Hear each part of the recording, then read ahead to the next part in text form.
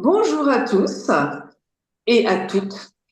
Nous allons, je crois, démarrer ce webinaire ce soir, organisé par la Société française du cancer. Et je remercie beaucoup Sophie Charvet pour toute l'organisation, qui est un travail indispensable pour que tout se passe bien. Je suis Carole Bouloc, responsable du département de soins de support à l'Institut Curie, et je suis chargée aujourd'hui d'introduire l'éminent oratrice de la soirée, donc Sylvie Dolbeau.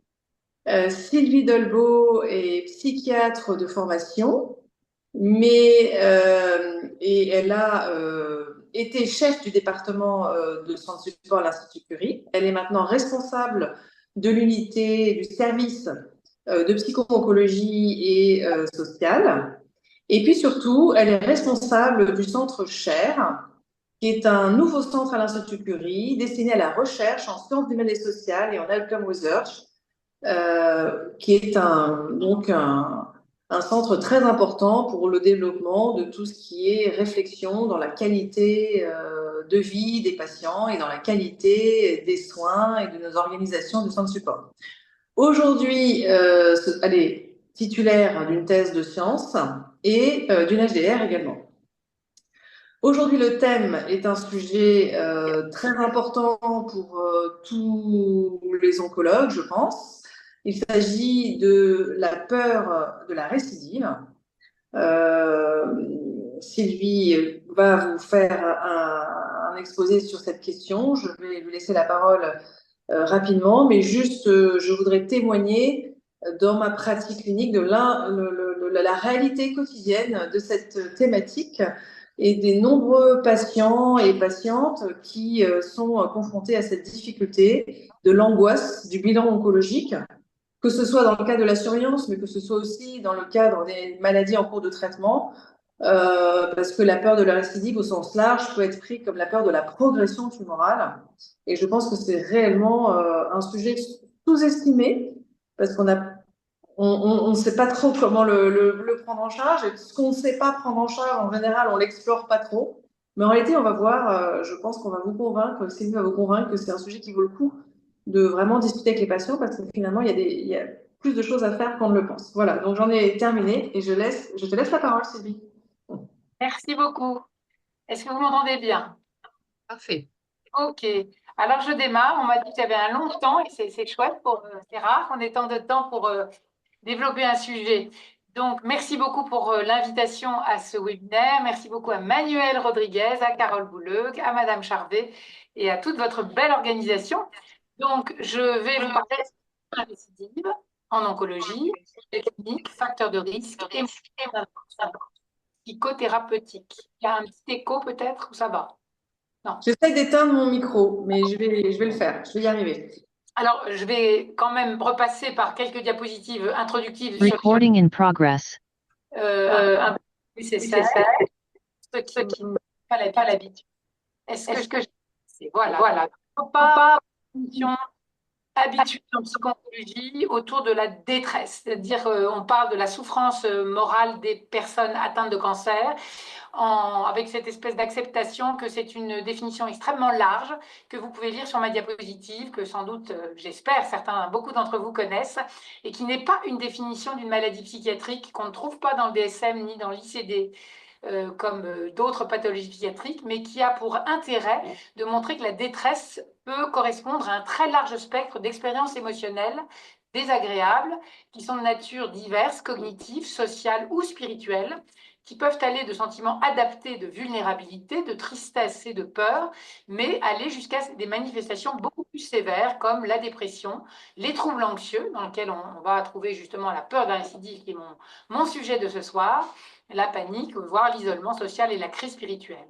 Et donc, ce qu'on peut dire de manière très générale sur les particularités de la détresse, c'est que c'est souvent quand même un processus qui a un caractère traumatique, qui est lié à l'effraction de l'événement de santé et des événements qui vont suivre ensuite, puisque en cancéro, on sait très bien qu'il n'y a pas seulement une annonce d'un diagnostic, mais de multiples annonces qui vont se faire au fur et à mesure du parcours de soins.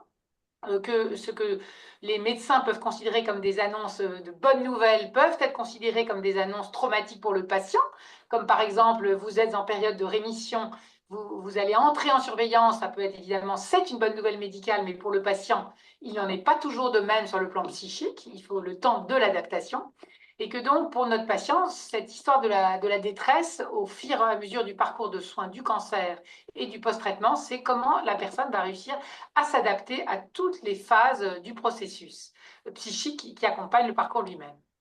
Ensuite, encore une généralité sans doute très familière pour vous, mais je suis obligée de l'introduire avant de parler de ma peur de la récidive, c'est que donc on est sur un très large éventail de réactions qui peuvent aller de réactions tout à fait normales, entre guillemets, appropriées.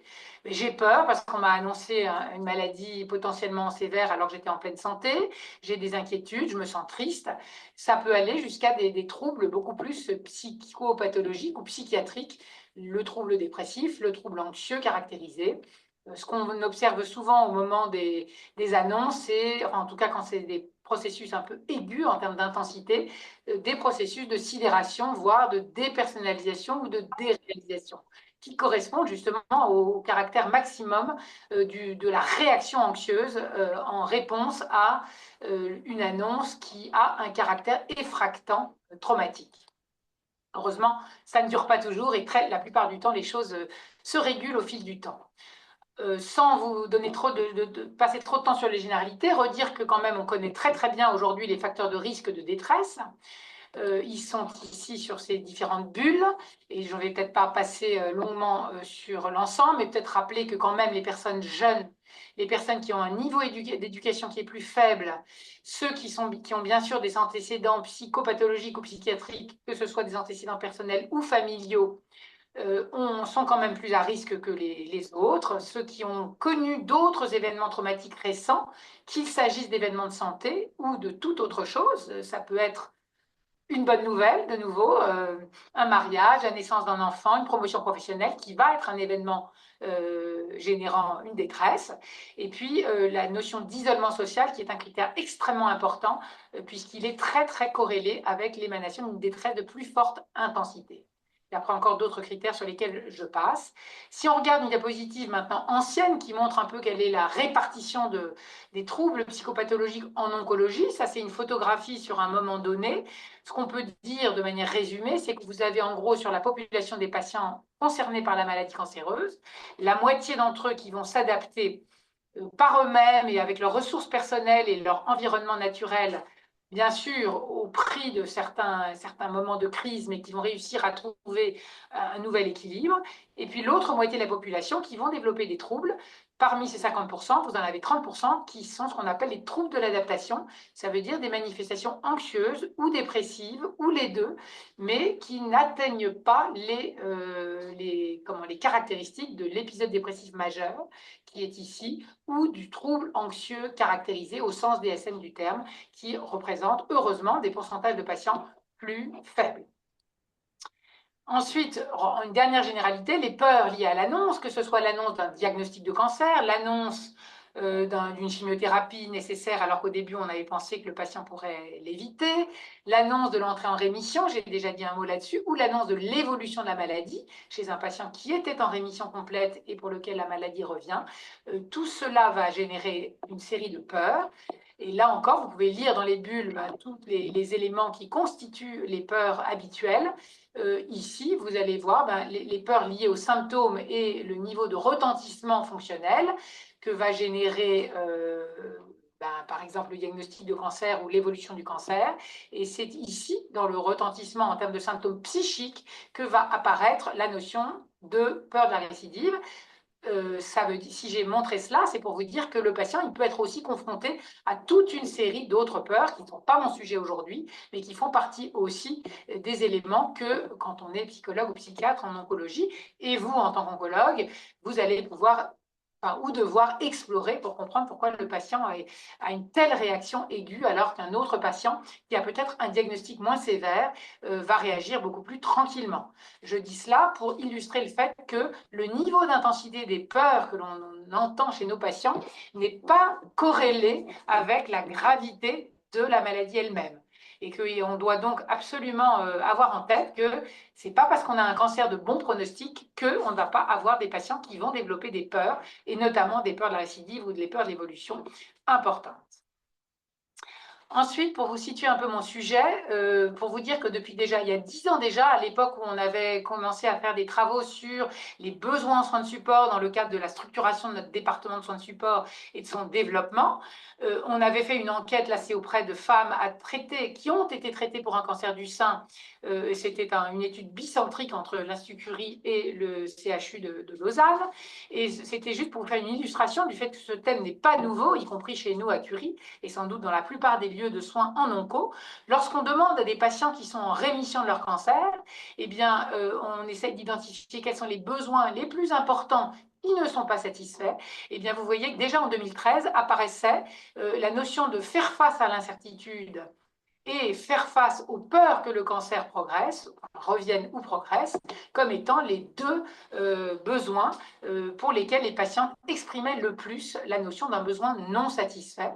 Après, il y avait d'autres éléments, bien sûr, mais c'est pour vous dire que c'est une thématique qu'on repère et qu'on entend en clinique tous les jours, comme Carole Bouleuk l'a dit parfaitement en introduction. Alors maintenant, on arrive à la définition. Qu'est-ce que c'est la peur de la récidive?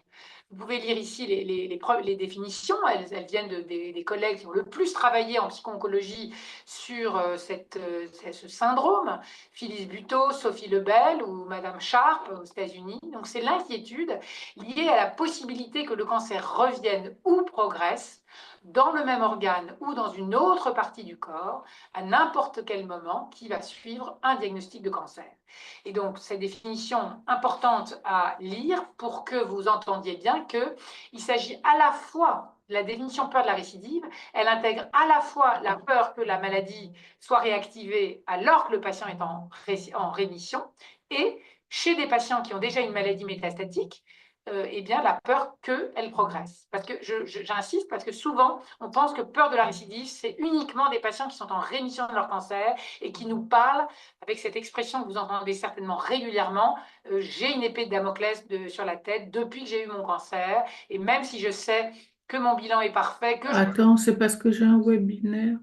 eh bien, la maladie peut revenir, et donc ça génère des peurs. Donc, Mais non, non, non. je vais devoir subir de nouveaux traitements, je ne vais pas pouvoir faire face, je vais souffrir, mourir, je ne serai plus là pour voir mes enfants grandir, je vais causer de la souffrance à mon entourage, je ne vais pas pouvoir réaliser tous mes projets vitaux. J'ai donné là 2 références très classiques chez nous, donc pour vous dire aussi que ces thématiques sont au travail dans la recherche en psycho-oncologie depuis au moins 10 ans et même plus loin encore 15 ans, avec des auteurs très, très importants. Bah, écoute, hein. Ensuite, comme la détresse, avec la diapo où je vous ai montré tout à l'heure le continuum entre une détresse d'intensité entre guillemets normale et une détresse d'intensité majeure qui va générer un trouble psychiatrique, il en est de même pour la peur de la récidive. Ça peut être des inquiétudes appropriées, ça peut arriver à un niveau où, où le patient va vivre des éléments d'intrusion psychique, et puis ça peut devenir carrément des obsessions. Je vous donne des exemples. La peur adaptée, ce serait réagir par rapport à la menace réelle que la maladie récidive ou que le cancer progresse quand on est déjà en situation métastatique, qui sont des réactions tout à fait normales. Quelqu'un qui a eu un cancer ou qui a un cancer métastatique et qui est bien informé, il sait parfaitement bien que ça fait partie de la nouvelle donnée de sa vie avec laquelle il va devoir cohabiter. Et donc, ça peut générer des comportements de surveillance appropriés. Mais si cette peur prend des proportions beaucoup plus intenses, ça devient une peur entre guillemets pathologique qui va générer des émotions envahissantes, des anticipations de l'avenir très pessimistes et très négatives. Le sentiment, ça j'y reviendrai, c'est un élément très important, que s'inquiéter, ça a une utilité. Donc on s'inquiète et on s'inquiète si on ne s'inquiète pas assez. Une espèce de sidération qui fait qu'on a du mal à faire des projets de moyen terme et de long terme et à se projeter tout simplement dans sa vie. Et un phénomène que certainement vous observez très très souvent en oncologie, en clinique, c'est que le patient va vous demander tout le temps à le rassurer, soit en vous demandant des examens supplémentaires, soit en vous donnant parce qu'il a besoin que vous lui parliez, que vous lui disiez des choses qui vont le rassurer. ce qu'on va voir, c'est que malheureusement, la réassurance, ça ne marche pas bien du tout. Ça n'aide pas la peur de la récidive à diminuer l'intensité. Je passe assez vite parce qu'on l'utilise relativement peu, sauf dans les travaux, dans les études, mais pour vous dire qu'il existe quand même des questionnaires tout à fait validés sur le plan psychométrique, deux principaux que j'ai notés ici dans cette diapositive, avec celui qui a été développé par notre collègue canadien du Québec, Sébastien Simard, qui travaille sur ce questionnaire d'inventaire de la peur de la récidive depuis longtemps, puisqu'il a publié depuis 2009 et qu'il continue à faire la validation psychométrique avec des échantillons de patients plus larges et en allant de plus en plus loin avec des patients qui ont des maladies métastatiques et des phases avancées de leur maladie. Donc, je ne vais pas détailler le questionnaire, mais vous dire que c'est tout à fait possible, et en tout cas, d'évaluer sur le plan quantitatif la peur de la récidive et son intensité, et que cela nous permet d'avoir des seuils qui vont permettre de dire si on est dans un niveau de peur plus ou moins élevé. Et ça m'amène à cette diapositive qui montre finalement les taux de prévalence de la peur. Comme j'ai dit, avoir un peu de peur de la récidive, intégrant peur que la maladie revienne et peur que la maladie progresse, c'est la plupart des patients, 73% en moyenne, avec, vous voyez, un intervalle de 39 à 97%. Des patients qui vont avoir une peur modérée, c'est quand même 50% des patients. Et puis, ceux qui ont vraiment une peur très élevée, invalidante, ceux qui vont vraiment nécessiter un adressage vers un psychiatre ou un psychologue en onco, heureusement, c'est moins important, mais c'est quand même 7%, avec un intervalle de 0 à 15%. Ça, c'est ce qu'on peut résumer quand on regarde les premières études qui ont porté sur ces prévalences et qui a été reconfirmée par l'étude de Brown en 2023. Ce qu'on sait aussi, c'est que lorsque l'intensité est élevée dans ce sous-groupe-là, eh bien, il est plus fréquent que la peur de la récidive, elle perdure au fil du temps. Et que les patients arrivent moins facilement à passer d'une peur de la récidive élevée à modérée à banale. Donc, voilà pourquoi il faut s'intéresser à cette peur de la récidive et à son intensité. Alors ensuite, encore des éléments cliniques. Quels sont les facteurs qui déclenchent la peur de la récidive? Et je pense que vous n'allez pas être surpris. Eh bien, ce sont des patients qui ont des symptômes physiques qui persistent et que les patients vont interpréter de manière erronée, c'est-à-dire ce qu'on appelle l'hypervigilance aux symptômes, ou un patient qui a eu, par exemple, un cancer du sein, qui est en rémission, et qui va, chaque symptôme corporel, que ce soit quelque chose qu'il ressent dans le sein ou au niveau de la cicatrice, au niveau du ganglion. Bon, ça, éventuellement, évidemment, ça nécessite d'être vigilant, mais n'importe quel autre symptôme est rapporté à l'expérience du cancer antérieur et à l'idée que peut-être le cancer revient. Apparition d'un nouveau symptôme qui peut être un facteur qui va déclencher, les consultations de suivi, évidemment, en particulier dans les premières années qui suivent l'entrée en phase de rémission. Et pour les patients qui progressent, eh ben, les bilans tous les 3 mois ou tous les 2 mois pour savoir si la maladie est sous contrôle ou si elle progresse, qui vont être l'occasion d'une réactivation de l'intensité de la peur. Et ça peut être aussi des choses plus externes, comme le décès d'un proche, notamment si c'est lié au cancer, voire des patients qui se sentent envahis par tout ce qui passe par les médias. Et quand on a les Octobre Roses et toutes les manifestations médiatisées sur les différents cancers, beaucoup de patients nous rapportent à quel point ça va activer ou réactiver leur peur de la récidive. Donc ça, ce sont les facteurs déclenchants. Je pense que vous en avez l'habitude en consultation onco, parce que sans doute les patients vous en parlent. Ensuite, les facteurs qui vont maintenir cette peur, eh bien, c'est d'autres choses. En tout cas, c'est le fait d'avoir une perception subjective de son état de santé qui, comme je l'ai dit en introduction, peut être très éloigné de la réalité médicale. Donc des patients pour qui le fait que leur oncologue leur dise que tout va bien, que tout est hyper rassurant, qu'il n'y a rien à signaler et qu'il va espacer la surveillance, eh bien ça ne va pas le rassurer parce que le patient ou la patiente va avoir subjectivement la perception qu'il y a quelque chose qui ne va pas et que c'est que le cancer est en train de se remanifester. Cette hypervigilance aux symptômes somatiques, on la retrouve également comme un facteur de maintien, au même titre qu'elle était un facteur déclenchant ici. Et puis, le fait d'avoir des comportements de vérification extrêmement fréquents, qui est aussi un élément qui va maintenir la peur, notamment ces patients qui vont se palper la zone qui a été opérée, par exemple, qui vont demander en permanence des consultations supplémentaires, des avis supplémentaires, aller chercher des avis, qui sont parfois des patients nomades. pour lesquels, je le dis d'emblée, mais je le redirai tout au long de mon exposé, eh bien, les réassurer en acceptant trop, une fois éventuellement, pourquoi pas, pour voir si ça suffit, mais de répondre à leurs demandes de réassurance par des consultations supplémentaires et des examens supplémentaires, ça ne sert à rien, ça n'aide pas, ça ne diminue pas la peur, et voire ça la maintient. Et donc, ne le faites pas, si je peux donner d'emblée un conseil. Et puis, le dernier point majeur, c'est la dimension plus de personnalité qui est l'intolérance à l'incertitude, sur laquelle on va revenir. Alors, le vécu d'incertitude, là j'ai proposé cette étude qu'on a trouvée dans la littérature assez récente, de Anne en 2021, qui est une étude qualitative et qui a l'intérêt de faire une espèce de parallèle avec peut-être ce que vous connaissez dans le modèle du deuil, vous savez, le dual process, qui est cette notion qu'un patient en deuil va devoir trouver un équilibre entre le sentiment de la perte lié au fait d'avoir perdu un proche, par exemple, et le sentiment de retrouver de l'espoir, retrouver du sens à la vie en réinvestissant les choses positives. Donc ça, c'est le modèle du deuil. Et bien de la même manière, ce papier, qui est une étude qualitative sur un petit groupe de patients, montre que effectivement, le vécu d'incertitude, il peut être soit facteur d'espoir si le patient accepte de renoncer à savoir trop de choses, d'accepter l'ignorance et d'avoir des réactions psychologiques finalement positives pour dire comment je vais réussir à vivre avec cette peur, cohabiter avec elle et réussir à la circonscrire pour qu'elle prenne moins de place dans ma vie. C'est ce que vous voyez ici, donc ces deux notions, où finalement l'incertitude va être un facteur d'espoir, mais à condition d'avoir été capable d'intégrer cette peur. Et comment, à l'inverse, dans le modèle dual, si elle devient trop intense, eh bien, c'est surtout les réactions psychologiques négatives qui vont prendre le dessus, avec une tendance du patient à dramatiser ses conséquences, à ne plus être capable de se projeter dans l'avenir et à être en difficulté majeure pour élaborer et intégrer cette notion d'incertitude dans son quotidien.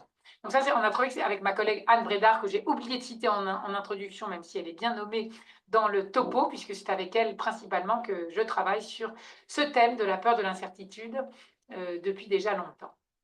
Donc, maintenant, je vous montre le modèle d'intervention. Le modèle d'intervention, un peu simplifié, ça c'est celui de Fardel en 2016, il y a eu d'autres modèles depuis, mais en gros, l'idée, c'est de vous montrer que les patients vivent l'expérience du cancer ici. Évidemment, il y a un certain nombre de facteurs de vulnérabilité qui peuvent les sensibiliser plus ou moins à vivre l'expérience du cancer de manière plus ou moins facile, et donc que le cancer et les traitements aient un impact plus ou moins important à la fois en termes de quotidien et en termes de bouleversement existentiel, ce qui va amener les patients à réfléchir et éventuellement refaire un peu le tri sur qu'est-ce qui a de l'importance dans ma vie. C'est ce qu'on appelle réinventer des repères de vie du fait de l'expérience du cancer et des traitements, et éventuellement redéfinir des priorités existentielles qui vont éventuellement avoir changé par rapport à ce que c'était avant.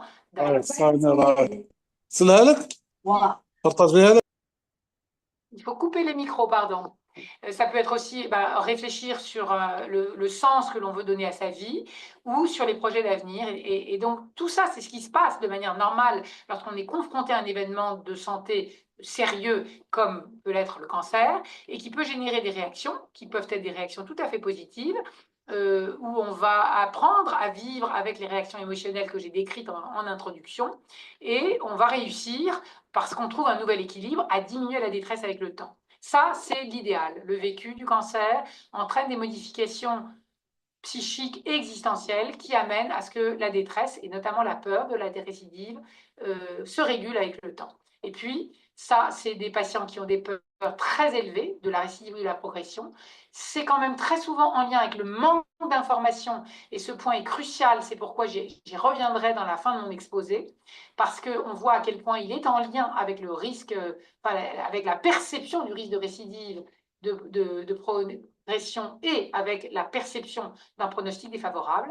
Et c'est là où on va voir justement des éléments sur la manière dont le patient va traiter l'information, et je vais y revenir juste après, et développer des croyances qui sont très souvent des croyances irrationnelles sur notamment l'importance d'avoir des préoccupations anxieuses et qui vont être à l'origine du cercle vicieux de la peur.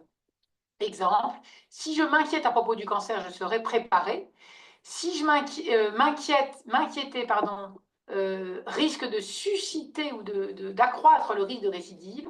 Donc tout ça, ce sont des croyances irrationnelles, inappropriées, mais que certains patients vont développer. Ou encore, parler du cancer risque de précipiter son évolution. Et c'est là qu'on voit toute une série de patients, on les connaît bien, qui sont vraiment dans l'évitement, dans le contrôle des émotions et qui développent en interne, sans que vous le sachiez nécessairement, toute une série de croyances absolument erronées qui vont maintenir les ruminations. Et j'arrive à la question des interventions psychothérapeutiques. Alors, il existe énormément de modèles qui se sont développés d'abord dans les pays anglo-saxons. Les premiers à avoir développé les modèles de prise en charge psycho-onco et psychothérapeutique de la peur de la récidive, ce sont les Australiens, avec le modèle Conquer Fear. Ensuite, on a vu les Canadiens qui ont développé également un autre modèle fort. Un peu plus récemment, les modèles belges, notamment Isabelle Merkert, alors qui sont des modèles un peu plus généraux sur comment est-ce qu'on aide nos patients atteints de cancer à réguler leurs émotions, y compris la peur de la récidive, la peur de la progression. Et puis, plus récemment encore, les modèles de ACT, dont je vais vous parler un peu plus loin. Donc, pour vous dire qu'en fait, il existe beaucoup de choses, en tout cas dans d'autres pays, qui ont déjà fait la preuve de leur efficacité en termes d'efficacité de ces interventions.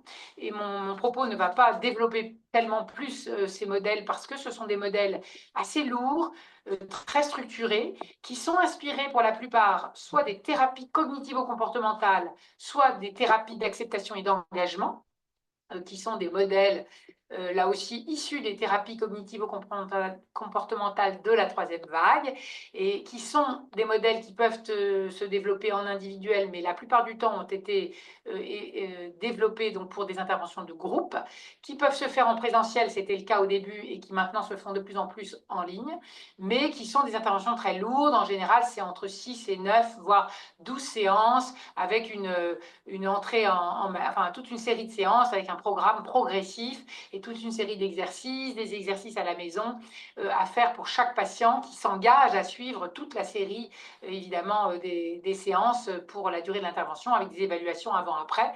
Donc, je ne vais pas le développer trop en détail ici parce que ce n'est pas l'objectif, mais en tout cas vous dire que ça existe largement et que l'efficacité de ces modèles est tout à fait prouvée en termes d'impact sur la diminution de l'intensité de la peur. L'objectif n'est jamais de supprimer la peur, puisque je pense l'avoir dit largement, on ne supprime pas ces peurs, puisqu'elles sont adaptées lorsqu'elles sont d'intensité modérée, et simplement on aide le patient à vivre avec. Et si ces interventions lourdes existent, mais nécessitent évidemment beaucoup d'efforts, donc des équipes de psycho-onco avec des gens qui sont habitués à faire ces interventions structurées avec les approches TCC et ACT que j'ai nommées, eh bien, je veux quand même dire que n'importe quel psychologue et psychiatre qui travaille en oncologie, évidemment, est amené à travailler sur ces notions de peur de manière plus informelle lors des consultations psycho-onco tout venant. Et donc, on n'a pas besoin d'avoir des super spécialistes de la peur de la récidive qui font des TCC ou des thérapies ACT pour aider un patient qui a de la peur de la récidive, évidemment. Mais voilà, c'était pour vous dire qu'il existe quand même beaucoup de modélisation et d'approches qui fonctionnent. Si je vous donne quand même quelques illustrations de en quoi consistent ces thérapies, donc c'est vrai que ce sont des modèles très cognitifs, on est un peu à l'autre bout de la chaîne entre les thérapies plus psychodynamiques ou psychanalytiques qui restent bien sûr tout à fait utilisées en France par les collègues psychologues et psychiatres, mais vous savez qu'aujourd'hui évidemment en psycho-onco se sont développés beaucoup les modèles intégratifs où on essaye de proposer aux patients des approches qui vont être variables et diversifiées en fonction du patient qu'on a en face de nous, en fonction de son expérience de soins psy antérieurs. Donc certains vont vouloir avoir un psy d'orientation dynamique, d'autres un psy avec une approche systémique, d'autres un psy qui a une approche TCC, une approche à médiation corporelle, une approche intégrative. Mais quand même, j'insiste sur le modèle cognitif parce que c'est celui qui a fait le plus la preuve de son efficacité pour répondre à la peur de la récidive. Et là, vous avez les grands modèles de Butoh et de Wells. Et donc, c'est justement le travail sur ce qu'on appelle les métacognitions inappropriées. Je vous ai dit tout à l'heure que le problème de ces patients qui ont des peurs élevées, c'est parce que se mettent en place des pensées un peu automatiques, qui ne sont pas toujours conscientes pour le patient et qui vont entretenir les cercles vicieux de la peur. Si je m'inquiète, je serai préparé. Donc le patient va avoir des peurs et va penser que continuer à avoir peur va l'aider à se préparer au pire, dans son scénario pessimiste que la maladie ne peut que revenir ou ne peut que progresser. Ou alors se dire les pensées négatives peuvent susciter la récidive, donc je refuse de me confronter à ces pensées, je les garde pour moi et surtout je n'en parle à personne. Et c'est aussi une raison pour laquelle beaucoup de patients, quand on explore ce qu'ils ont au fond de au fond d'eux, ils vont être capables de nous raconter ces pensées, mais souvent, il y a eu un mécanisme de répression et de contrôle émotionnel qui fait que pendant parfois des années, ils vivent avec ces pensées négatives, mais ils ne les expriment pas en craignant de manière irrationnelle que ça suscite la récidive. Ce qu'on sait de ces patients qui ont des métacognitions erronées, c'est que ça développe un certain style cognitif et attentionnel. Souvent, des gens qui sont très, très auto-centrés sur eux-mêmes, des patients qui ont beaucoup de ruminations et qui vont avoir ces ruminations incessantes qui vont faire partie de leur vie quotidienne, qui parfois les empêchent de vivre et de travailler, les empêchent de s'endormir, qui les réveillent la nuit et les empêchent de se réendormir. Et puis, ce qu'on sait aussi du style cognitif et attentionnel, c'est que leur attention va être vraiment portée plus systématiquement sur les informations menaçantes que sur les bonnes nouvelles, par exemple. Vous l'oncologue, vous allez dire à votre patient: bon, il y a une petite image qu'on avait déjà repérée dans le scanner il y a 3 mois, qui ne me paraît pas du tout inquiétante, d'autant qu'elle est là et qu'elle ne bouge pas, etc. Mais je vais quand même faire un examen de contrôle. Le patient ne va retenir que la partie, eh ben, il y a une nouvelle lésion que mon oncologue a vue, et peut-être que c'est très grave, et peut-être que ma maladie est en train de progresser, et peut-être que je vais mourir demain. Autre phénomène qu'on connaît aussi et qu'on a décrit dans ces modèles, c'est ce qu'on appelle le coping inapproprié, c'est-à-dire la modalité d'adaptation au cancer et à son traitement, inapproprié au sens où le patient va pratiquer beaucoup l'évitement, éviter de penser au maximum à la maladie et à ses conséquences, ou bien minimiser les effets, ou bien les supprimer complètement avec cette histoire de contrôle émotionnel dont j'ai parlé tout à l'heure, et donc ne jamais en parler à quiconque. Et tout ça, en cercle vicieux, va, encore une fois, aggraver l'anxiété. Et donc, c'est quoi le travail qu'on fait dans nos modèles de thérapie, TCC? Eh bien, c'est ce qu'on appelle la thérapie métacognitive, où on va travailler sur les préoccupations et l'attention excessive que les patients portent à ces informations menaçantes, et on va travailler aussi sur ces fameux comportements de recherche de réassurance qui ne servent à rien, en leur proposant 3 axes. Questionner leur besoin de s'inquiéter en permanence, en leur montrant que bien sûr, c'est utile qu'ils se préoccupent de leur santé, de leur état de santé, qu'ils soient bien au fait des examens à faire quand ils sont en surveillance, par exemple, ou même quand ils sont en maladie métastatique contrôlée, mais que c'est pas non plus utile que ce soit en permanence.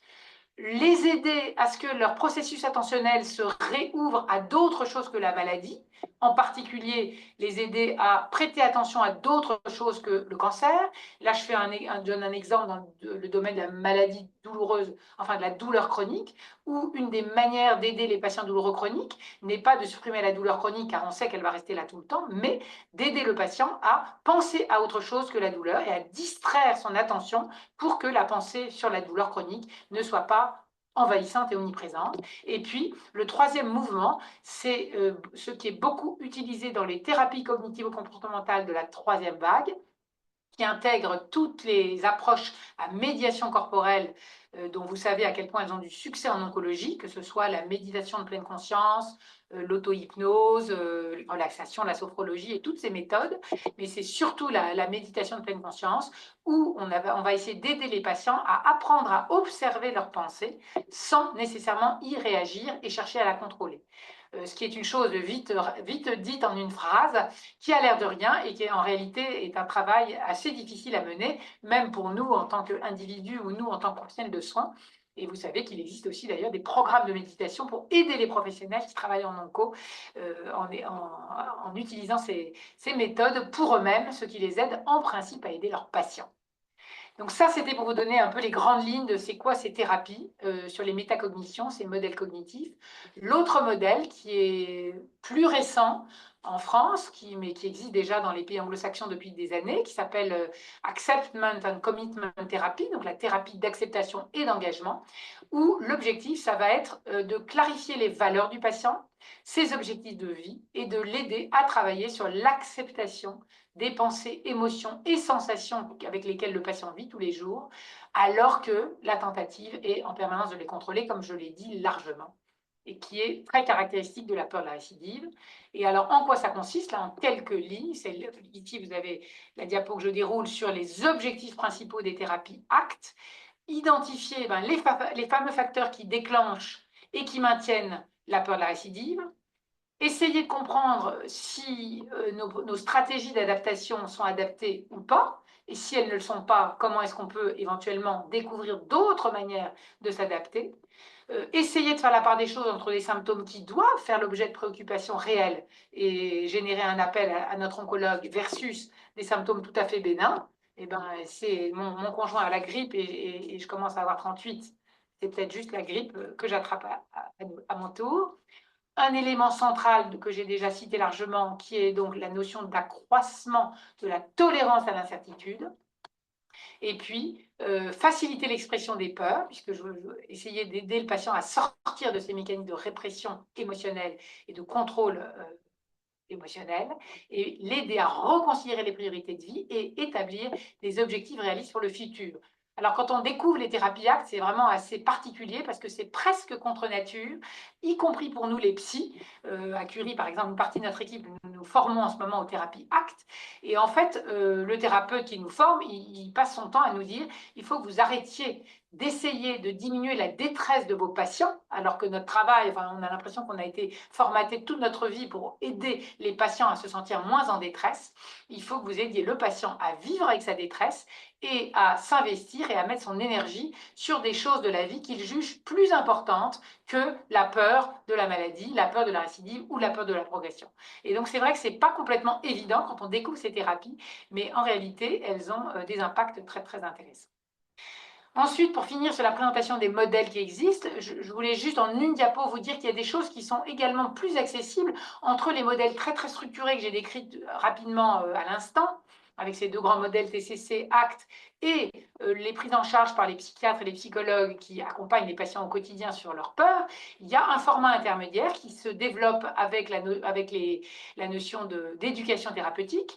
Et si je vous donne l'exemple de l'Institut Curie, où on a une grosse plateforme d'éducation thérapeutique qui s'est développée dans le département de soins de support de notre chef Carole Bouleux et sous la responsabilité donc de notre collègue docteur Renaud Tessier, eh bien, on a créé, donc c'est toute une série d'ateliers proposés à des patients, en individuel ou en groupe, où l'objectif est de leur faire acquérir des informations, être plus au fait de leur propre maladie, des problèmes auxquels ils se confrontent, et d'être dans une position proactive et d'empowerment, c'est-à-dire leur donner le pouvoir d'agir. C'est toute la philosophie de l'éducation thérapeutique. Eh bien, depuis quelques mois, on a travaillé depuis un an, sur la mise au point d'un atelier justement sur la peur de la récidive, qui a un format beaucoup plus modeste, un atelier unique qui dure 3 heures, qui est animé par un binôme de professionnels qui sont formés à l'éducation thérapeutique, bien sûr, avec une animatrice de l'équipe éducation thérapeutique et une psychologue clinicienne, chez nous c'est Fabienne Kimmel, qui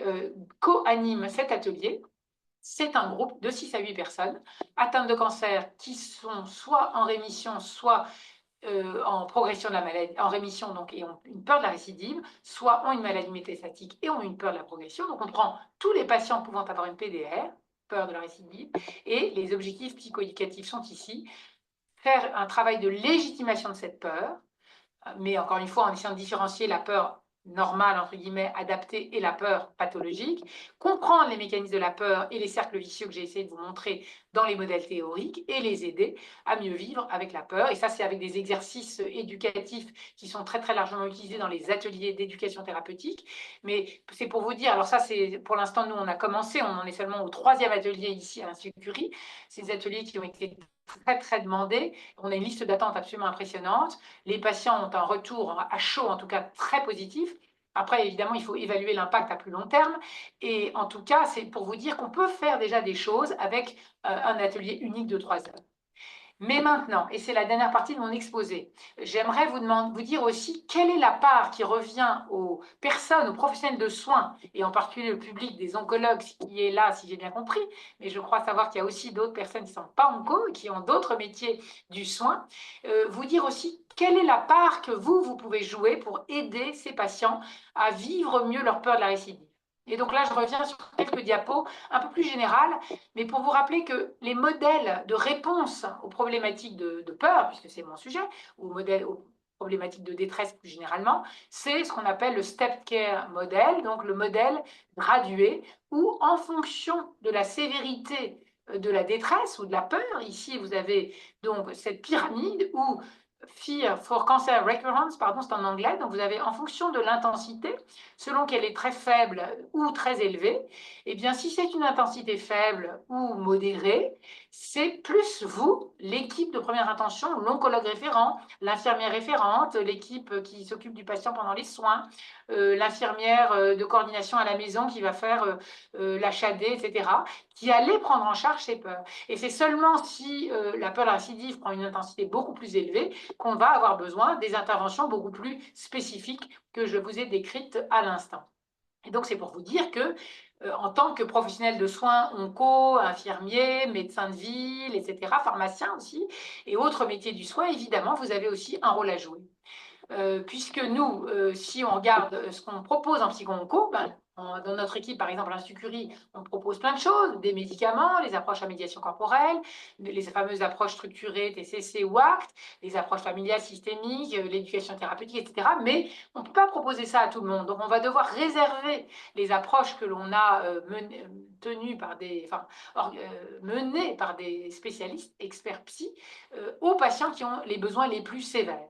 Et ça veut dire que, ça c'est une autre manière de le montrer, c'est ce vieux schéma de l'OMS que vous connaissiez, puisque c'était le fameux escalier de la douleur physique qui a été repris pour la détresse psychique, où on montre que les ressources qu'on va mettre en face de la détresse, elles vont dépendre de, encore une fois, son intensité, et on va avoir soit des interventions toutes simples, parce que aider un patient qui a une peur de la récidive, ça peut être tout simplement en l'informant d'un certain nombre de choses, en l'aidant à avoir un niveau de littératie en santé plus élevé que ce qu'il avait jusqu'à présent, en lui proposant de recourir à des outils simples, des flyers, des brochures, participer à des conférences, aller sur un site web, discuter avec d'autres patients via des associations, etc.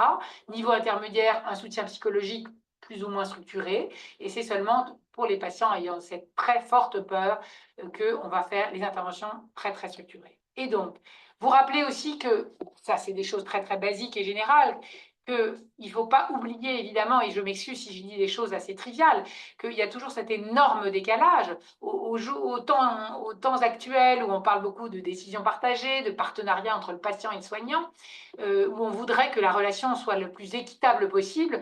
On ne peut pas oublier qu'il y a quand même un énorme décalage entre ce que vous, en tant que l'oncologue ou en tant que le professionnel de soins, vous savez, et vous avez votre connaissance de la maladie, de son potentiel évolutif, vous avez tous les chiffres en tête, vous savez ce que vous pouvez proposer comme traitement, et surtout, vous faites partie d'une équipe, vous travaillez en collégialité avec des collègues et vous appartenez à une communauté médicale de bien portant la plupart du temps.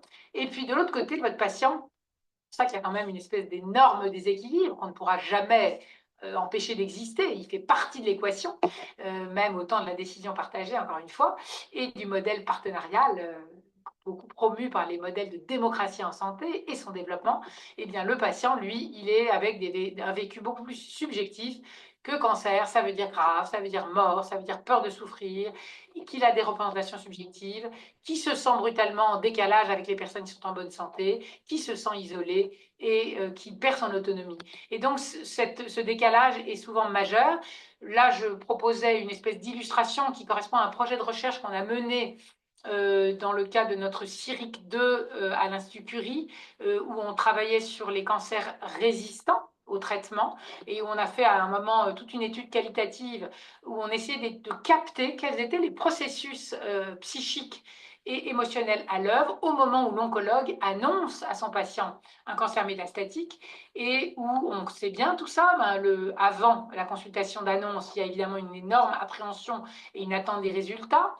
Avec notamment ça fait un mois qu'on m'a dit qu'il y avait une suspicion, mais c'est pas facile de rester tout seul chez soi à attendre et à se poser des questions. Ou alors, ensuite, il faut rentrer chez soi, on a un mélange de tristesse, de colère, d'un mélange. Ce qui se passe dans l'après, le sentiment de tristesse et de résignation, le sentiment de solitude, que j'ai déjà souligné, le sentiment d'impuissance et de colère. Une fois qu'on nous a annoncé que le cancer a métastasé, je rentre chez moi et là, je me sens larguée, il faut que je me débrouille toute seule. Et puis, ce qu'on a capté beaucoup dans ces entretiens quali, mais je montre ça à titre d'illustration, vraiment d'exemple, pendant la consultation, il y a tout ça qui se passe. Le choc émotionnel, la sidération qui peut expliquer un état de détresse, qui fait que parfois vous ne pouvez pas poursuivre votre explication sur qu'est-ce qu'on a identifié, que le cancer a récidivé ou que le cancer a progressé, des patients qui, du coup, sont tétanisés à l'idée d'en apprendre plus sur son état médical, ce qui est un élément très important à repérer quand on est oncologue, parce que vous êtes oncologue, vous avez découvert que la maladie a métastasé. Si votre patient n'est pas en état de recevoir cette information, il est important, si possible, que vous puissiez le capter pour y aller tout doucement par étapes, et éventuellement ne pas tout dire de ce que vous avez à dire aujourd'hui sur le bilan et ses conséquences. Et puis ce qu'on voit, c'est que quand c'est des annonces comme ça, dans l'exemple que je donne là de la maladie métastatique, eh bien, la peur de la progression qui arrive immédiatement, à partir du moment où le patient entend qu'il est métastatique, immédiatement, le phénomène peur de la progression va se développer. Et puis, il peut y avoir aussi, parfois en tout cas, le sentiment d'insatisfaction par rapport à comment l'échange s'est déroulé avec l'oncologue. Pour ces raisons-là, vous aviez votre savoir technique, vous aviez votre quantité d'informations à transmettre à votre patient, vous aviez à lui dérouler les grandes étapes du parcours de soins, mais votre patient, s'il est complètement sidéré, il n'est pas en capacité à écouter. Je me suis pris un pain dans la figure, j'écoutais sans écouter, ce sont des verbatims, hein, vraiment texto. J'ai pas trop envie de savoir, alors que vous pensez utile de lui transmettre toutes ces informations. Et ma crainte, c'est qu'on n'arrive pas à stopper et que ce soit terminé. Si vous ne savez pas que le patient a ça dans la tête au moment où vous lui faites votre annonce, eh bien, vous risquez d'être en décalage et que le décalage s'aggrave encore. Et puis, si vous êtes trop technique, entre guillemets, ou que la manière dont vous décrivez tout ce qui va se passer maintenant, même si vous pensez essentiel, évidemment, et c'est votre travail de le dérouler, encore faut-il que ça se passe dans un contexte donc, de communication possible avec le médecin. Et autre point très très classique, on connaît depuis longtemps dans les questions de comment est-ce que la relation va s'établir entre le médecin oncologue et le patient, c'est que souvent on a une espèce de situation en miroir, et ce n'est pas moi qui le dis, les premiers travaux ils datent des années 94, 2000, là j'ai donné l'exemple, mais c'est toujours cette histoire ce qu'on appelle nous le malentendu tragique, le patient pense que le médecin lui donnera toutes les informations importantes s'il y a des informations à donner, et le patient, à l'inverse, se dit que si le patient a besoin d'une info, il va demander. Donc ça, c'est à l'autre bout de la chaîne. Des patients qui n'osent pas poser des questions alors qu'ils aimeraient avoir plus d'éléments sur leur situation de santé, les perspectives de traitement, la notion d'incurabilité et éventuellement des questions du pronostic, où il y a parfois ce sentiment aussi de décalage, où le patient n'ose pas poser de questions au médecin, qui n'ose pas en parler, chacun attendant le signal de l'autre pour ouvrir le dialogue sur ce thème. Et encore une fois, ces travaux-là sont très très anciens. Là, je donnais des exemples. Non, pardon. Là, j'ai une diapo encore par laquelle j'essaye de dire à quel point il me semble majeur qu'en tant qu'oncologue et en tant que professionnel de soins, chacun de nous, on soit formé justement à cette notion de comment on peut évoquer la dimension d'incertitude avec les patients, que ce soit des patients en rémission ou des patients en progression, parce que c'est une dimension essentielle du soin et que c'est une dimension majeure qui va aider le patient à réduire sa peur. Eh bien, c'est ce modèle qui a été développé dans un magnifique papier de Yves Libert, qui est un de nos collègues psychologues, chercheurs dans l'équipe de Bordet à Bruxelles, et qui a publié cet article dans le BMC Cancer en 2017, et qui proposait un modèle. Alors lui, il travaille beaucoup, de même que les équipes suisses du CHUV de Lausanne, avec des travaux de Patrice Gay à l'époque, maintenant Fritz Stiefel. Eux ont beaucoup travaillé justement sur les modèles de communication et ont beaucoup soutenu les programmes de formation à la communication des médecins, oncologues et des professionnels de soins, les paramédicaux, tous les soignants. Et ils proposent par exemple ce modèle où il y a toute cette proposition, je ne vais peut-être pas développer en détail, mais vous voyez les grandes lignes, créer un cadre sécurisant et positif, pouvoir parler de l'incertitude, partir des attentes du patient avant de raconter tout ce qu'on a à dire en tant que l'oncologue qui a le savoir médical, essayer de comprendre quelles sont les attentes du patient, si le patient, pouvoir reconnaître que le patient n'est pas en état de recevoir toutes les informations que vous aviez pourtant prévu de lui transmettre aujourd'hui, et que peut-être il faut tout simplement reconnaître cela, demander au patient si c'est bien ça qu'il a perçu, est-ce que c'est bien réel, et est-ce qu'il vaut mieux se revoir dans une semaine pour reprendre la conversation, et si possible, évidemment, parler des croyances, aborder les incertitudes, et également, alors après plus loin dans le modèle, investiguer les souhaits, soutenir les ressources du patient, etc. En tout cas, la notion de reconnaître la dimension d'incertitude qui est partagée entre vous, le médecin oncologue ou le soignant, et le patient, qui est une dimension qui va étayer de façon magnifique le patient et l'aider à se sentir mieux.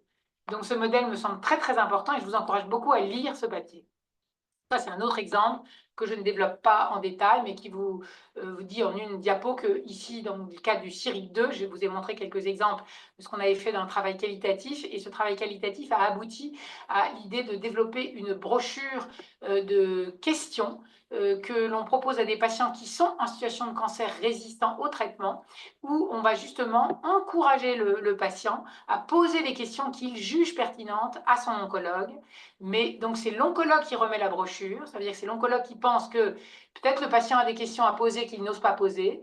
L'oncologue n'ose peut-être pas y aller directement, donc il va proposer cette brochure qui dit, vous avez peut-être des questions sur, encore une fois, c'est quoi cette maladie qui a résisté, c'est quoi mes perspectives de traitement, suis-je curable ou incurable, est-ce qu'il y a encore des traitements possibles et quelles sont mes perspectives à venir, et où c'est le patient qui va lire les questions, donc dans les 4 grandes rubriques que je viens de citer, et qui va décider à quel moment il va vouloir utiliser cette liste de questions pour ensuite revenir vers l'oncologue à la consultation suivante, ou peut-être 1 an, ou 3 ans, ou 10 ans plus tard, et s'appuyer sur cette brochure qui, en quelque sorte, légitime les besoins d'information et autour des peurs en lien avec une maladie sévère ou une maladie qui avance. C'est un peu le même principe que l'étude de Carole Bouleux-Kepal, qui avait porté sur des patients qui sont en situation très palliative et qui avait développé une brochure qu'on propose à des patients en situation palliative, donc beaucoup plus tard dans le parcours de soins, et où on leur propose de visiter la brochure, de regarder les chapitres qui les intéressent et d'utiliser cela comme support pour poser les questions qu'ils jugent pertinentes lors du suivi avec le médecin de soins palliatifs. Et ça, c'est peut-être la dernière diapo, enfin, je ne vais pas après passer de temps sur cela, si ce n'est pour dire qu'on est en train de développer tout un projet avec une doctorante arrivée dans notre équipe récemment pour développer justement le projet Peur de la récidive. Et il y aura une enquête nationale qui va porter aussi sur votre représentation de ces peurs, la façon dont vous abordez les peurs avec vos patients et comment vous managez cela dans la consultation et qu'est-ce que vous en faites, quand est-ce que vous adressez au psy, etc. Donc juste pour vous dire que probablement et possiblement vous serez sollicité prochainement dans les mois qui vont venir dans une espèce d'enquête nationale qu'on va mener au niveau national et français. Et puis pour finir, pour dire comment on peut travailler pour aider nos patients à avoir moins de peur de la récidive, eh bien, je pense qu'évidemment, il y a l'offre de soins qu'on va proposer à notre patient, éventuellement assez proche, parce qu'il y a aussi tout un débat, je n'en ai pas parlé aujourd'hui, c'est trop long, mais il y a aussi des peurs de la récidive qui sont entretenues par la peur plus que par celle des patients. Mais donc ça, c'est évidemment ce que vont proposer les équipes de psycho-onco ou les équipes qui font l'éducation thérapeutique et tous ceux qui développent les ressources pour répondre à ces peurs avec les différents niveaux de gradation que j'ai évoqués pendant mon exposé. Mais il y a aussi un volet majeur qui concerne chacun de nous et de vous, qui est votre propre sensibilisation et formation à tous ces aspects de peur pour comprendre que vous-même, vous avez une fonction majeure. Et le fait que vous ayez une attitude ouverte lorsque vous entendez des patients vous parler de leur peur, ou quand vous percevez cela chez un patient que vous connaissez et que vous suivez depuis longtemps, et que vous allez oser ouvrir le dialogue sur ce thème et essayer de montrer par votre posture, votre attitude ouverte et qui n'est pas jugeante, que vous êtes tout à fait prêt à entendre que votre patient a peur et qu'il a besoin peut-être de vous en parler et peut-être ça va beaucoup l'aider, eh bien c'est une dimension majeure qui va être thérapeutique, de même que comprendre votre propre rôle, à quel moment, enfin jusqu'à quel point vous, en tant que le médecin référent ou le professionnel de soins référent, vous êtes capable d'accueillir cette peur et d'aider le patient à l'intégrer voilà, au fil des consultations. Et puis, à partir de quel moment vous avez le sentiment que vous êtes un peu arrivé à vos limites et que vous allez proposer au patient d'aller voir quelqu'un d'autre, l'atelier d'éducation thérapeutique, la conférence qui porte sur la peur de la récidive ou le psycho-oncologue qui fait un programme dédié. Et donc, c'est pour finir, redire que de mon point de vue, même si ce thème de la peur de la récidive peut vous paraître très spécifique de la psycho-oncologie et qui pourrait vous sembler réservé aux experts de la psycho que sont les psychiatres et psychologues qui travaillent en onco, ma réponse est que non. Bien sûr, nous, on a un rôle à jouer évident, et je l'ai largement raconté. Je pense que pour toutes les peurs de la récidive que vous pouvez voir au fur et à mesure de vos consultations au quotidien, eh bien, vous avez un rôle majeur à jouer et qu'il me semble que c'est en travaillant avec vous sur ces notions de peur de la récidive qu'on peut aider nos patients à se sentir mieux et à vivre mieux avec ce genre de peur. Et j'ai terminé. Je vous remercie beaucoup pour votre attention et j'arrête le partage.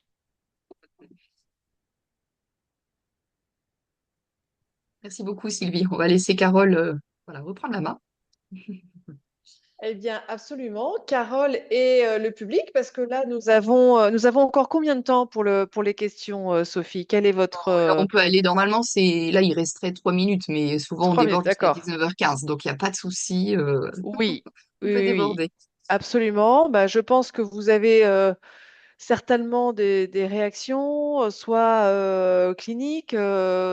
Si vous êtes clinicien, vous avez sûrement rencontré des patients qui étaient très confrontés à cette problématique de la peur de la récidive. Peut-être que vous avez des questions sur les ateliers d'éducation thérapeutique qui ont été mis en place à Curie pour savoir comment ça se passe, et comment... Voilà, je pense que on est ouvert à quelques questions. Vous pouvez ouvrir le micro, chacun, si vous le souhaitez, pour intervenir et n'hésitez pas. On aimerait bien savoir ce que vous en pensez.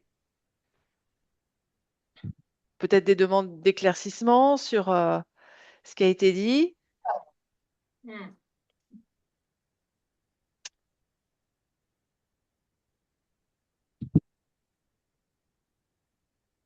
Est-ce que quelqu'un se lance? Bah, du coup, moi, je vais me lancer. Alors, Sylvie, tu as dit qu'il y avait des ateliers d'éducation thérapeutique qui s'étaient mis en place. Est-ce que tu peux en dire un petit peu plus sur les premières expériences, le retour des patients, le retour des animatrices? Je dis animatrices parce que je crois que ce sont des femmes, mais j'aurais pu dire animateurs. C'est un thème sur lequel on avait réfléchi depuis longtemps et on s'était souvent dit que ça serait certainement une thématique à explorer dans le cadre d'un atelier d'éducation thérapeutique. Ce que je peux dire, c'est qu'il y avait apparemment une grande liste d'attente. D'accord. Dans l'équipe d'éducation thérapeutique, il y a des ateliers multiples. Je ne sais pas combien d'ateliers sont proposés et fonctionnent au quotidien, chaque année, mais enfin, c'est un nombre très, très conséquent. Mais pour celui-là, apparemment, la liste d'attente était majeure. D'accord. Ce sont uniquement des femmes pour l'instant qui ont participé, mais je crois que c'est un peu une caractéristique aussi de ce qui se passe dans ces ateliers d'éducation thérapeutique. Mm.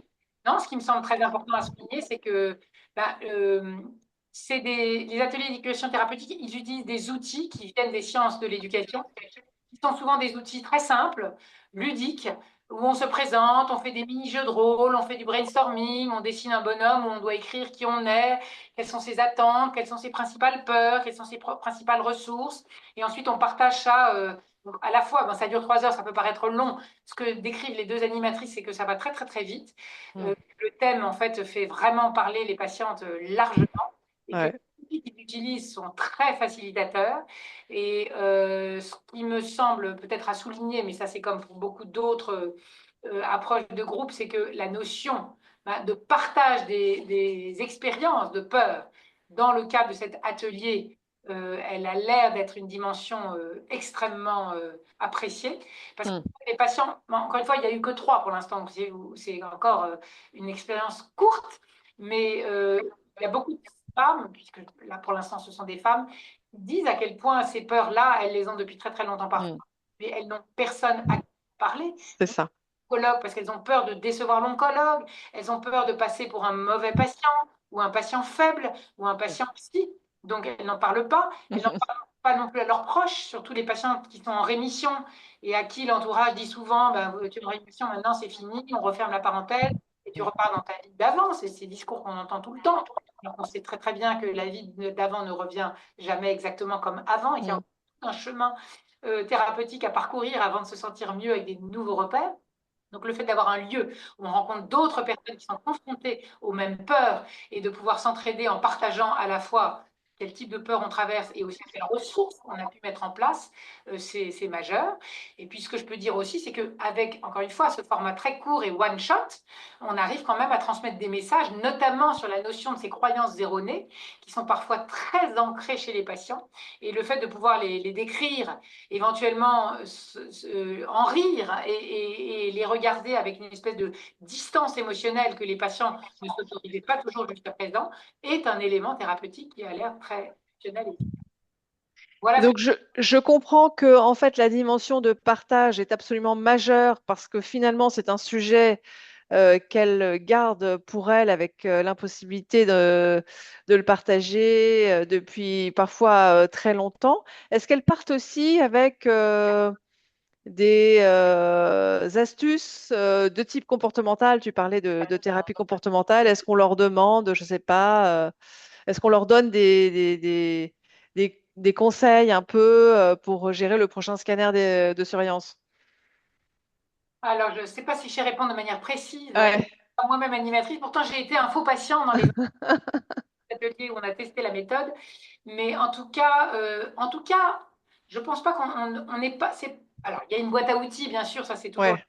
dans les processus d'éducation thérapeutique, mais on est plutôt là à essayer de générer toutes les choses qui peuvent leur passer par la tête justement et au moment de l'examen, puisque tu donnes cet exemple-là, et que entre patients, les personnes puissent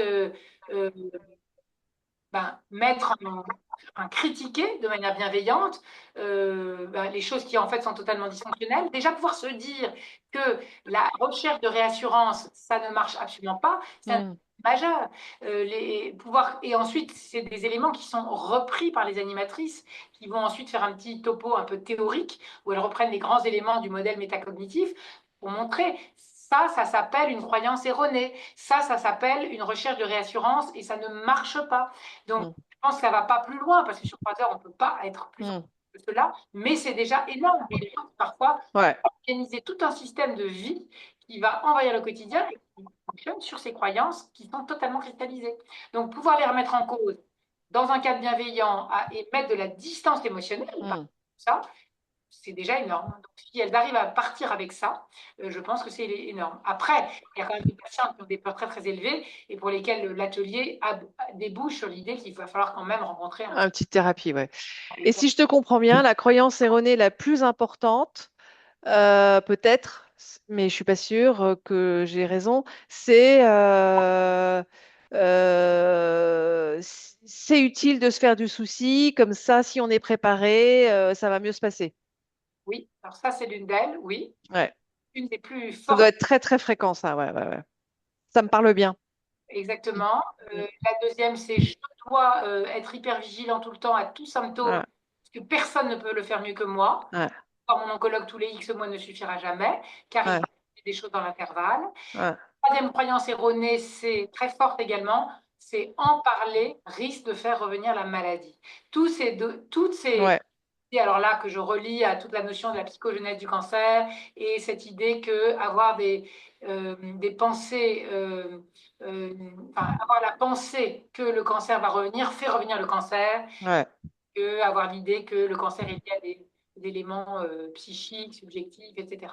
Donc ça, c'est peut-être les 3 éléments principaux qui, à mon avis, le fait de les démonter, entre guillemets, et d'aider les patients à les critiquer, c'est déjà énorme. Parce qu'on Super. On ne le sait pas toujours, mais c'est vraiment à l'œuvre de manière massive. Et on En ne- Je tout voudrais, cas, ouais, on a Ah oui, allez-y, monsieur, oui. oui, oui, j'aurais bien voulu poser une toute petite question. Allez-y, allez-y. Toujours sur la partie TP, donc éducation thérapeutique du patient. En fait, vous avez parlé d'un one-shot, c'est-à-dire que c'est un seul atelier où, en fait cet atelier est inscrit dans un programme plus général lié à l'oncologie, hein, puisqu'il y a des programmes qui existent déjà assez nombreux sur l'oncologie. Donc, et j'avais un petit peu de mal à comprendre. Vous avez parlé one shot, donc j'imagine que là c'est un programme qui est uniquement centré sur effectivement la gestion de cette peur de récidive, et donc que l'on propose à des gens qui savent effectivement dans l'énoncé du programme qu'il s'agira là effectivement d'aborder les problèmes de peur de récidive. Et donc, ils ont un seul programme de 3 heures en milieu hospitalier. C'est donc bien euh, cela. alors oui, oui, peut-être pour préciser un tout petit peu, sauf si toi, Carole, tu veux le raconter, puisque c'est aussi toi qui es responsable in fine de cette équipe d'éducation thérapeutique. Sinon, je réponds très Ah simplement. oui. En fait, nous, on a une unité thérapeutique d'éducation, une unité transversale d'éducation du patient qui regroupe toute une série d'ateliers. Donc, c'est 100% onco, c'est réservé à nos patients suivis, enfin, qui ont des parcours de soins à l'Institut Curie dans le cadre de leur cancer, qui sont soit en cours de traitement, soit en phase de rémission, en surveillance, mais avec des problématiques XY, ou qui sont en progression. Et donc, l'atelier peur de la récidive, c'est l'un des ateliers qui est proposé parmi de très nombreux. Et en fait, quand on s'intéresse, quand on rentre, quand on sonne à la porte de cette unité, on a droit d'abord à un bilan d'éducation thérapeutique qui va être Bien en sûr. espèce de consultation longue où le professionnel formé d'éducation thérapeutique va faire une espèce d'entretien très, très large qui dure 45 minutes à une heure, pardon, et qui va essayer d'explorer les besoins du patient en soins de support dans tous les domaines du soin de support. Et donc, l'atelier peur de la récidive, il est l'un des ateliers qui est proposé dans le domaine des problématiques psychiques. D'accord. Non, je connais, je fais de l'ETP, donc je situe ça assez bien, mais c'était juste sur l'idée effectivement que ce soit un one-shot, c'est-à-dire que jusqu'à présent, j'ai surtout vu et je veux dire, travailler dans le cadre de programmes où en fait il y a plusieurs ateliers ou plusieurs activités ou plusieurs rendez-vous consultations qui sont effectivement proposés à un patient ou une patiente. Et donc là, ce qui me semblait quand même assez précis et assez pointu, c'est qu'effectivement il y ait que la PDR soit effectivement isolée comme étant une problématique qui pourrait être traité sur un atelier one-shot. Donc la question que j'ai subsidiaire, c'est est-ce qu'effectivement il y a possibilité dans le cadre de votre institution, de faire un second atelier du même type, c'est-à-dire ce qu'on appelle un programme ETP de suite, comme on dit. Bien sûr, bien sûr. Ben, vous savez, c'est très, très ouvert. Bon, dans l'UTEP, on a des ateliers qui sont. Alors, ce que j'appelle one shot, D'accord. c'est-à-dire un seul atelier, un atelier unique qui dure 3 heures. C'est le cas de beaucoup d'autres ateliers, d'autres lieux sur plusieurs séances. Là, il me semble que l'atelier douleur chronique et d'autres encore où il y a effectivement un engagement du patient à suivre toute une série d'ateliers sur la thématique. Et nous, on a débuté avec un atelier pour l'instant de 3 heures. On a déjà un premier questionnement. Est-ce que on peut facilement intégrer dans le même atelier les patients en rémission et les patients en progression? Parce que pour l'instant, Mhm. notre expérience, c'est que c'est essentiellement des patients en rémission qui ont Hmm. participé à cet atelier. Et donc, on ne sait pas encore si on peut mélanger ces deux populations, si ça va fonctionner. Et l'autre aspect, évidemment, c'est on démarre modeste, on regarde déjà quel est l'intérêt de la satisfaction, mais il est évident qu'on doit évaluer ce que l'on fait, mais on aimerait beaucoup développer des stratégies peut-être un peu plus ambitieuses, qui soient effectivement, par exemple, un engagement du patient sur quelques séances, et D'accord. qui permettrait de faire l'équivalent des groupes structurés qu'on a vus tout à l'heure avec les modèles canadiens, américains, belges, etc., australiens, mais sur un format intermédiaire, disons. Ça, c'est D'accord. à suivre. Il faut revenir visiter Curie dans quelques années et voir où on en est à ce moment-là. Je pense qu'il y aura des développements, parce qu'à mon avis, c'est une thématique Merci qui pour votre réponse. vous en prie. Bonsoir, excuse-moi, j'ai une question. Oui, volontiers. Merci pour le topo. Je voulais poser une question en fait. Enfin, à travers le topo, en fait, j'ai réalisé que, enfin, il pouvait avoir une détresse derrière la peur de la récidive. On n'en avait pas forcément conscience. Et en tant qu'oncologue, lors des consultations, comment est-ce qu'on peut se rendre compte qu'il y a cette peur de la récidive qui est très envahissant et handicapant pour le patient parce qu'ils n'en parlent pas forcément. Ils peuvent dire qu'ils ont peur, mais bon, ça prend pas vraiment beaucoup de place lors de la consultation. Donc, est-ce que c'est à nous d'aller chercher des informations concernant cette peur ou ça peut juste s'exprimer parce que vu que il y a une détresse, il exprime, on va dire, au médecin ou c'est au psychologue. Enfin, comment est-ce que nous, en tant qu'oncologue, lors des consultations, on peut se rendre compte de cette détresse derrière la peur de la récidive. Mais je vous remercie beaucoup de cette question parce que elle vient renforcer cette idée que j'ai essayé de développer dans la fin de mon exposé sur l'importance effectivement de pouvoir échanger quelques mots en tout cas et ouvrir la question de ces peurs avec vos patients.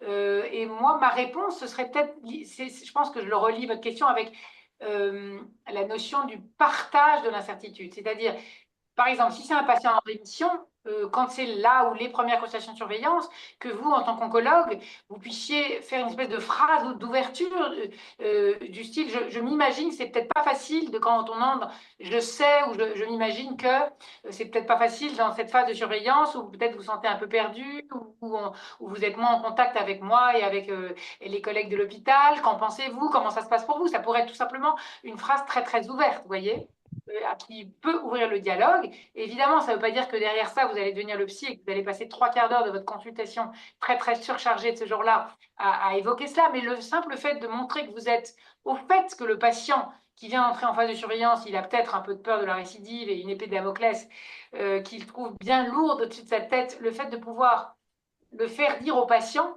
peut-être avec une ou deux phrases, et lui montrer que vous êtes au fait que ça peut arriver et que vous vous sentez concerné et que c'est des choses qui sont légitimes, c'est déjà très important. Et ensuite, lui dire que c'est un point qui vous concerne vraiment tout autant que les autres aspects de votre consultation plus clinique, médicale, etc.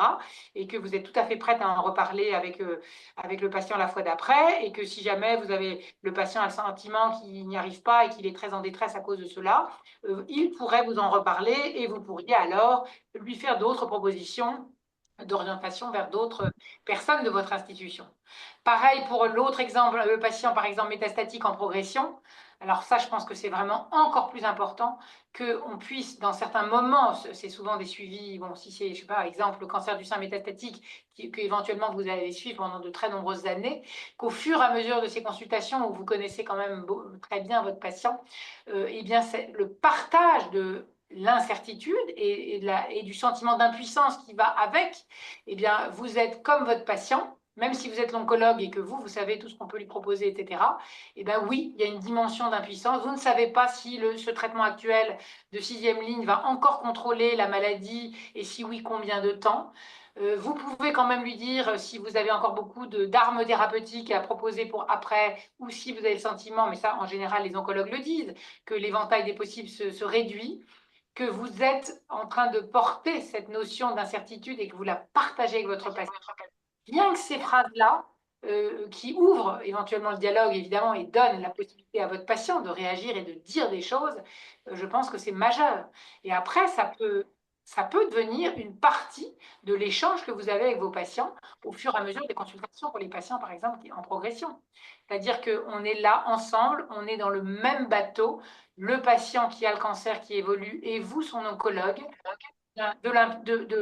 du fait que cette maladie évolue, que le patient, oui, que le patient reçoit grâce à vous les meilleurs traitements possibles, mais que le devenir de la maladie et son évolution défavorable éventuelle, vous êtes comme lui, vous êtes encore une fois à partager cette expérience-là, lui montrer que quoi qu'il arrive, vous allez continuer à l'accompagner et que même si à un moment on arrive évidemment à décider d'une fin de traitement oncologique spécifique, vous serez encore là dans le bateau, même si à ce moment-là, vous ferez appel à d'autres intervenants, de soins PAL, etc. Vous voyez, donc c'est toute cette dimension d'engagement au niveau psychique, relationnel, autour de la notion d'incertitude et en quelque sorte d'impuissance partagée pour les patients qui progressent.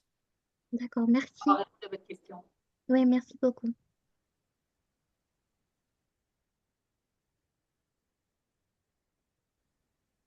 En tout cas, on a un commentaire dans le chat d'une patiente partenaire qui nous dit merci. pour cette initiative très intéressante. Merci à vous toutes et tous. Et ça aurait été super qu'elle donne son point de vue Oui, direct si elle voulait. Et il est tard. Ouais. Bon, ben, en tous les cas, un grand merci À vous. d'avoir accepté notre invitation et je vous partage déjà la slide pour le prochain webinaire qui sera le mardi 10 décembre à 18 heures. Donc, ce sera une question, les promesses de l'ARNM dans le traitement du cancer, une part de l'arsenal de demain par le docteur Palma Rocky. Voilà. En tous les cas, un grand merci, Carole et Sylvie, d'avoir accepté notre invitation. merci Sylvie. À vous. C'était très enthousiasmant. Merci beaucoup. Bonne Voilà. soirée. Bien. Et bonne soirée à tout le monde.